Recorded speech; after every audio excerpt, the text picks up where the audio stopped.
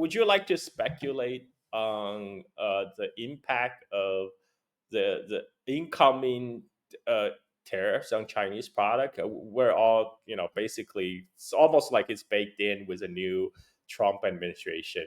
He's going to raise 30% tariffs across board on all Chinese product. What do you think that will do to, if that gets implemented? What do you think that will do to the Chinese or U.S. economy? Yeah, so I think like in general, right, there's definitely a likelihood that the tariffs are going to go up. I don't know by how much, but it looks like it's going to go up, and that's why it's been important the last how many number of years now. China had been trying to diversify its trade and diversify its market between. That's what all these BRI projects is about, right? Like you want to make sure that China increases the amount of trade it does with the global South countries and reduces reliance on the US market. And I think some exporters in China probably will get hurt by the process, but whether or not American farmers are willing to deal with not selling any products to China, or like Boeing not selling any, Intel not selling stuff to China, that's its own issues. And there's definitely many ways in which China can actually hurt US along the way. For example, I'll give an example that nobody's really brought this up. If China completely cuts off gallium from the rest of the world, and it has like 90 whatever percent market share on that, then basically you can't make the 5G power amplifiers that you use on your iPhones. You can't make these.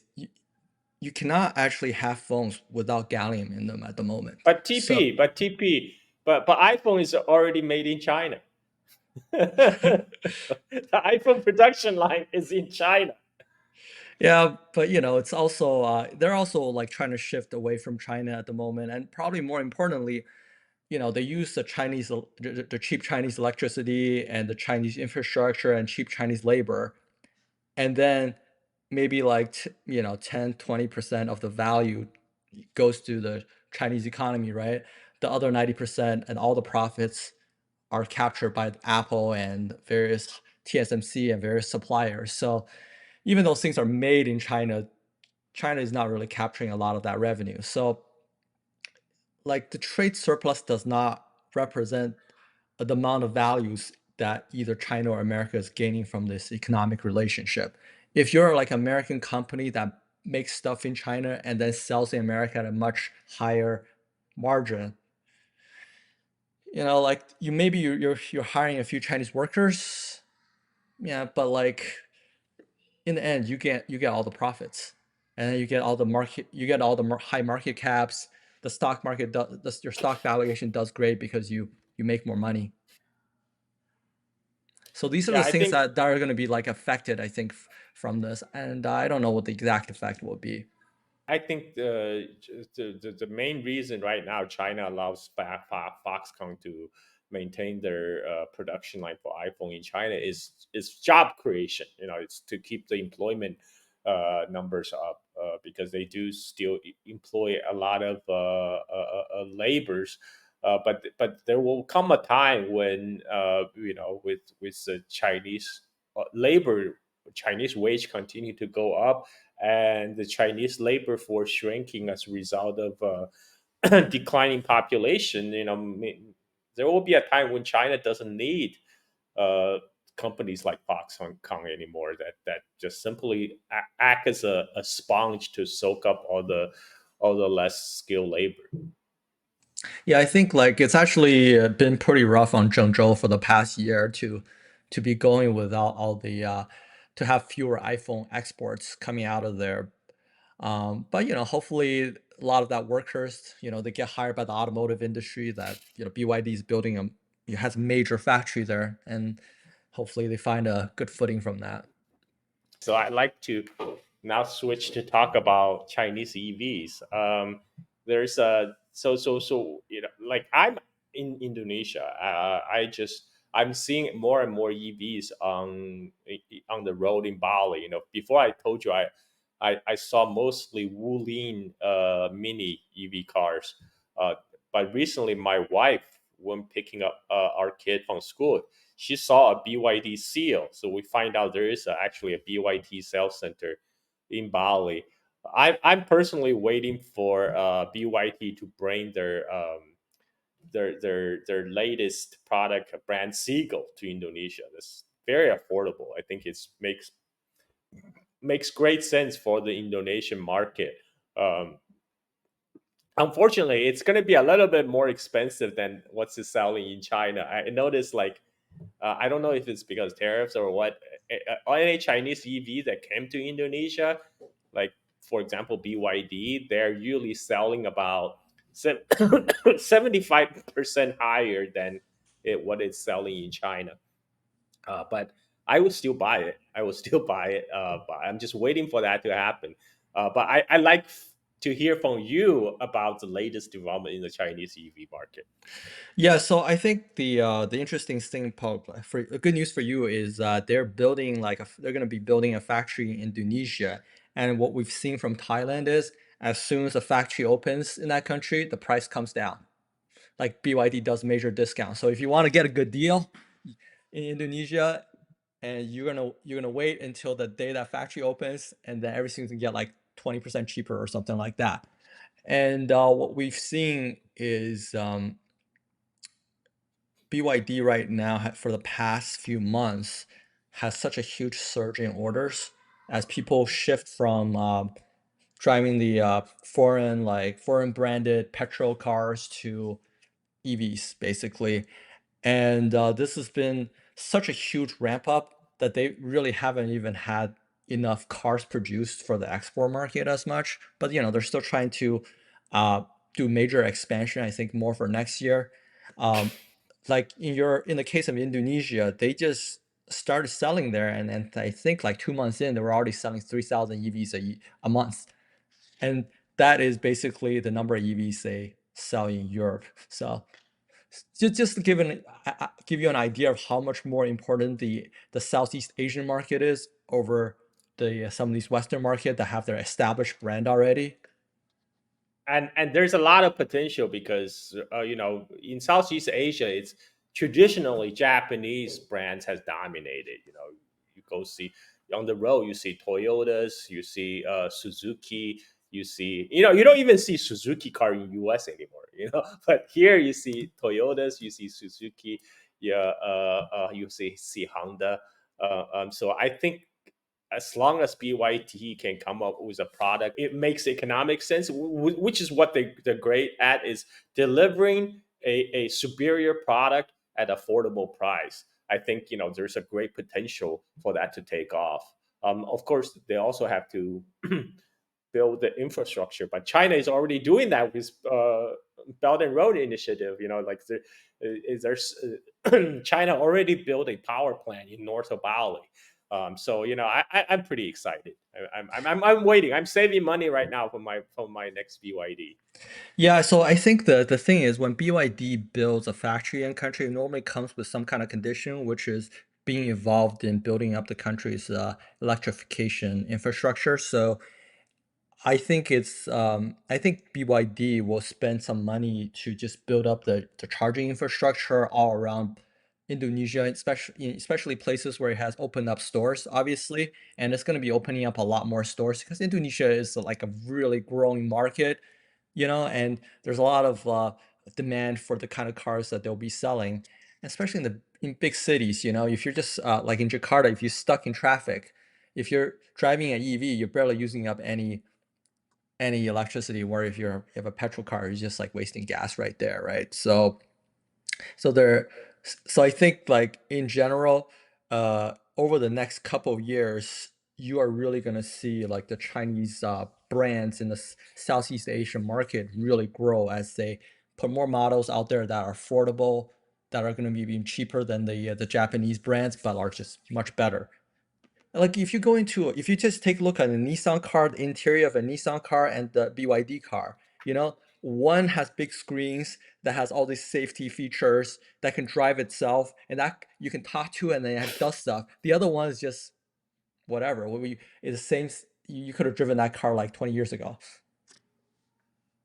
Yep, yep, and this is why a lot of people are actually very surprised. They go from never heard about Chinese brand EV cars to realize they actually offers great value for the price. But right now there are a lot of EV makers in China. When do you think there will be a shakeup? Because that's bound to happen sooner or later. 'Cause there's just so many EV brands. There's like a lot of price wars going on right now. I'm waiting. I'm saving money for BYD because I think BYD will be one of the eventual winners because they have done very well with their execution moving into the EV market. What's your take on that?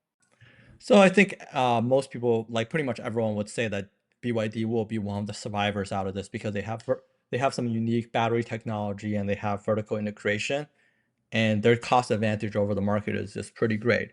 If you ask BYD people, they will probably say that they're most afraid of Huawei and Xiaomi because these phone companies, they're great with the modern AI tech and they're also great with marketing.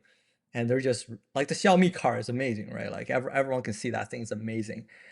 Aside from that, I would say Geely's probably going to survive because they have pretty high vertical integration and they're really well run. And Leap Motor will probably do pretty well because they have the JV with Stellantis. Uh, there, I'm sure there will be a problem. I'm guessing that there will be at least 10 automotive bodies that survive this. But we're definitely going to see a little shrinking over time because it just doesn't make sense for us to have this many brands. This is abnormal. Like a couple of them, like Nita, Xpeng, I don't think they're making any. They're losing a lot of money right now, and they also have techs that other companies will be interested in probably. So that makes them good acquisition targets. And the interesting thing is what happens to all the state-owned enterprises that have been building cars for foreign brand.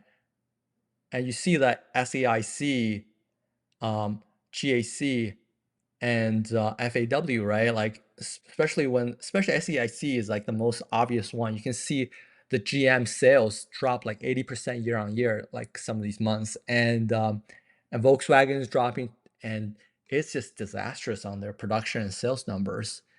So there's going to be some shakeup where some of these really solid SOEs, they're just, I don't know what's going to happen to them, but they're going to be taken over by much better run companies like Geely and BYD. That's the good news, and obviously Huawei.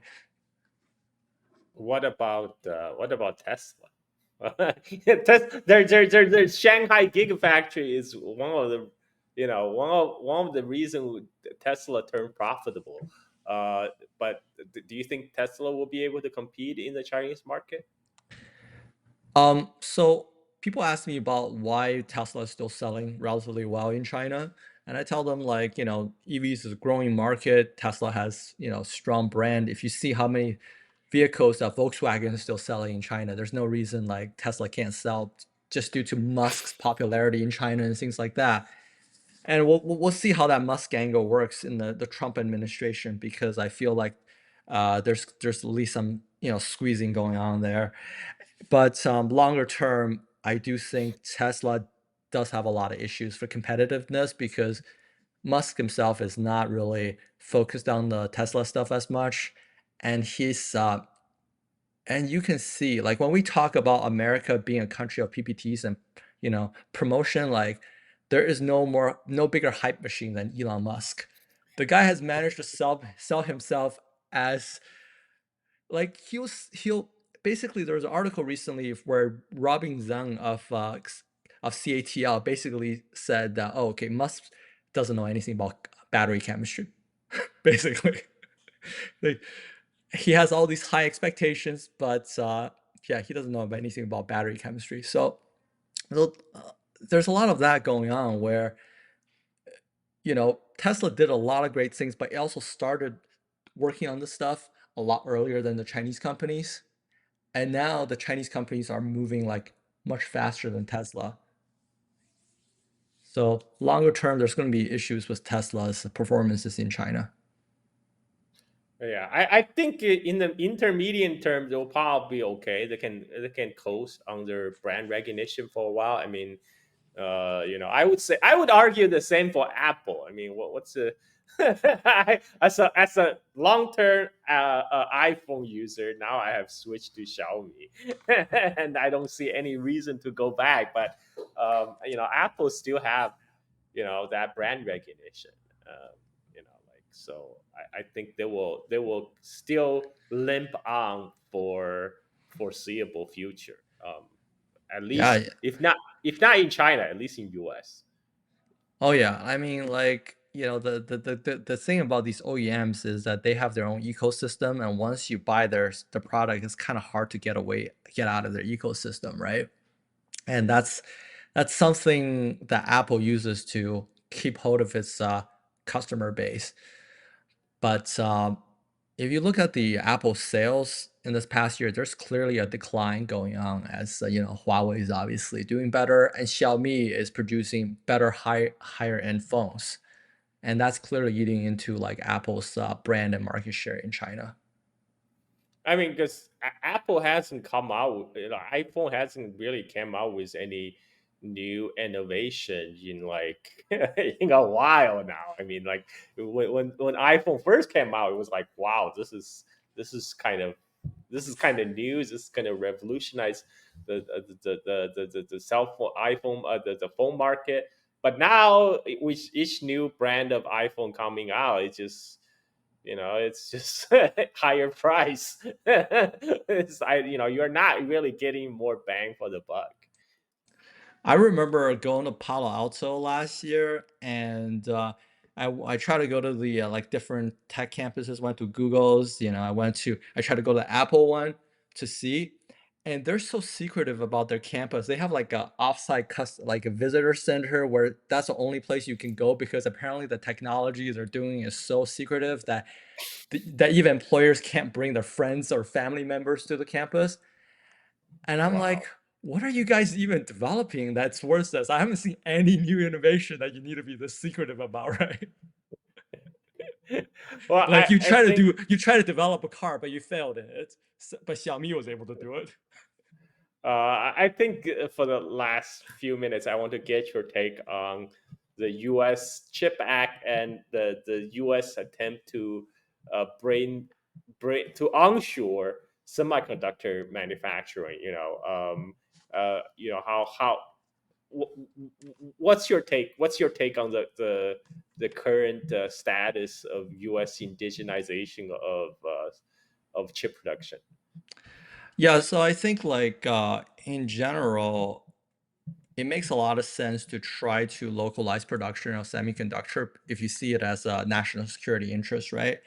And they have some leverage over Taiwan. They can squeeze, and Koreans they can squeeze TSMC into building fabs in America.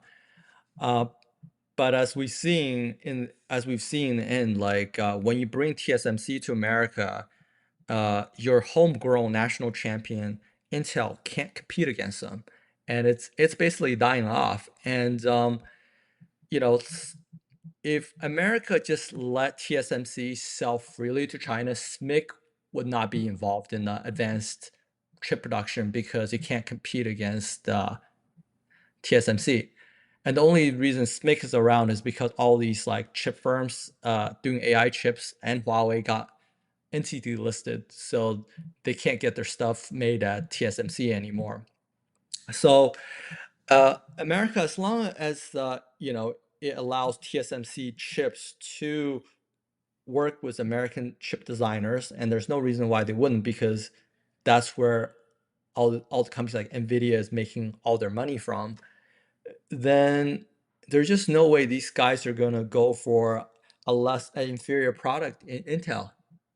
And Intel's gambit is not working because they're. I had a friend that worked at Intel a while back, and he was just telling me how the work culture at Intel is just so much easier than TSMC.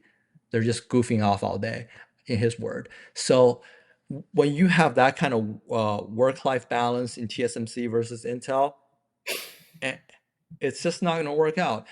And you're seeing some of the other projects fail right now. I think, like the one that Samsung was building in Taylor because again, they can't compete against TSMC. So Samsung is making huge cuts to like its advanced sectors, advanced chip making sectors. Intel is doing the same. Whereas China, due to the Chip Act and all these sanctions, are forced to make all these chips on its own. So it is massively building up its its chip making capacity, and it's gonna have as much like lot. It's gonna have a lot of capacity in the next few years, and it's gonna be able to make most of the chip that it needs in a few What years. about the what? So this is brings me. What about the friendshoring strategy of U.S. government? They're trying to move supply. They're trying to spread the semiconductor manufacturing supply chain to like Southeast Asia countries, right? Because they feel like, okay, if we can't put our basket in Taiwan, and now they're getting companies to to create new fabs in places like Malaysia. I heard Thailand and stuff like that. You think that would be successful, or what's your take on that? Yeah, I just don't get the point of that because if they're actually concerned about a conflict, then China would not only be able to choke off Taiwan, but it can choke off rest of East Asia also. Like you think China can't control South China Sea, right? Like it doesn't make a lot of sense. So you do see like TSMC building fabs in Japan. That is one place that they found, okay, very hardworking culture here. They can also do things very cheaply, and it makes sense to build our fabs here. We can get a lot of stuff produced. So there is that. But I think the America's actual goal is to produce the chips in America, not like in friend countries, even though it says so, but its actual goal is to produce things around America, in America itself. Like at least that's Trump's goal, right? And CHIPS Act sunk a lot of money in. It's a heavily subsidized industry, so it makes sense. So I think that America subsidizes this industry, so it will have some. It's not going to be like the Inflation Reduction Act, where basically every project is probably going to fail. But the CHIPS Act, at least because it's so heavily subsidized that the this domestic chip makers are probably going to get enough funding to be viable, and the Chinese all these Asian countries are also going to do it. So the ones that's going to get screwed over are the Europeans because they're not getting any money for these things, and they're stuck on legacy processes, and they're not going to have any advanced industries basically. Yeah, that seems to be the current U.S. strategy right now to continue to screw the Europeans. I mean, even the chip sanction, as I mentioned earlier, is it have an impact on German automakers who have factories in China, and that uses Chinese components. Well, this has been a Okay, fascinating I got one more conversation. thing to tell Okay, go ahead. everyone. Okay, So I'm not gonna say what it is, but there's gonna be an event coming out, I would say in the next 2 months, that's gonna be very surprising for everyone, and it's going to be a really big deal. You're okay, just I gonna like that. you guys are just gonna have to wait and see what it is, but it's gonna be a huge deal. It's gonna be bigger than the Mate 60 story. Okay, okay, and I'll definitely have you back for that. This is a good cliffhanger to end on because this is it's a teaser for our next show. Well, thank you very much, TP, for making the time to talk to us about the latest tech war updates, and we look forward to have you on the show again, especially if that big event happens takes place. So thank you again, TP, for coming, and thanks everyone for listening. Until next time, bye bye. Bye.